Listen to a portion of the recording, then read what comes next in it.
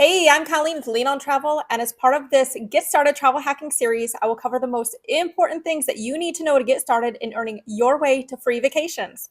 I have never been ultimately denied a credit card from Chase, which is crazy considering between my husband and I, we have opened up 13 credit cards with them over the past 17 months. And when I say ultimately denied, that means that I have received a denial letter, but I have called in to have Chase overturn that denial into an approval. So this video will cover just how you can do that too. So immediately after applying, Chase will give you one of three responses: congratulations, an interview status, or a straight up denial. Now, the interview status just means that they need more time to review your credit report. This is not a denial. With personal cards, most people go into pending status for 3 to 14 days. If you get approved, you may receive a congratulatory email or your card may just show up in the mail. If you get a denial, you'll receive a letter in the mail giving you the reasons why. And if you're impatient like me, usually twice a day, I will call Chase to have their automated system tell me if I'm approved, denied, or still in pending status. Chase's number to call to check your status, which again is automated so you don't actually need to speak to someone, is 888-338-2586. But do not despair if you actually do get a denial. Many people get their decision reversed just by calling the Chase Reconsideration line and speaking to a rep. Nobody likes calling to appeal their case, but it is a must do for travel hackers. Why? Four reasons. Number one, you need that card for your free travel goals. Number two, you can't apply for another Chase card for another 30 days. Three, credit inquiries account for a small 10% of your credit score, so you don't want that small ding to go to waste. And finally, number four, a lot of people get their denial reversed into an approval just by providing a bit more information to a rep. So here's what you're going to do within 30 days of applying for the card. Number one, you're going to prep for your call into the reconsideration line. Make a little cheat sheet of your household income, your personal income, general household expenditures, because they might ask how big your rent or your mortgage payment is, and then any debts that were just paid off but not reflected yet on your credit report. Number two, have a reason ready for why you want this card.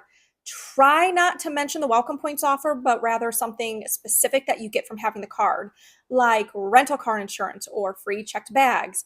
Three, you're going to call Chase's personal reconsideration line at 888-270-2127. You're going to tell them that you recently applied for a card and was not approved for it and was hoping to get that decision reconsidered. They will transfer you to a reconsideration rep who will ask you some basic information. You're going to explain why you're interested in the card. And if you have another Chase card, you could ask if some credit from the old card could actually be transferred over to this new card. They do that. You don't need all of that credit just on the one card, but you wanted this additional card for whatever the perk is that you want with this new card. Always be super polite, respectful, and friendly because they will actually note this in case you need to call in a second or third time. Within a couple of minutes, you will either receive an approval, a denial, or a continuation in the pending status until someone else can make the final decision based on the info that you just provided. Even if you receive another denial, many travel hackers have had success with calling again one or two additional times. Now, sometimes you are denied due to a specific application rule or a Chase 524 status. Now, Chase will also not approve you for a card, business or personal otherwise, if your total credit limit across all the cards in your name is more than 50% of your income. Now, if you have tried calling the recon line 2 or 3 times with no success, you're going to wait 30 days and apply for another card that's easier to get. Check the cardrates.com article linked in my video description to see what credit scores are needed by card.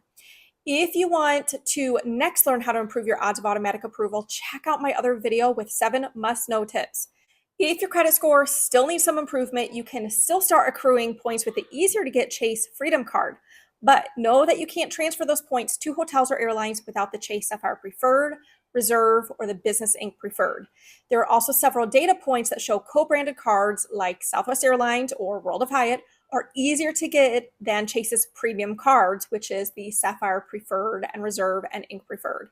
Now, I hope this helps save future headaches. And of course, please like and subscribe to show your support for Leen on Travel. Happy travel hacking.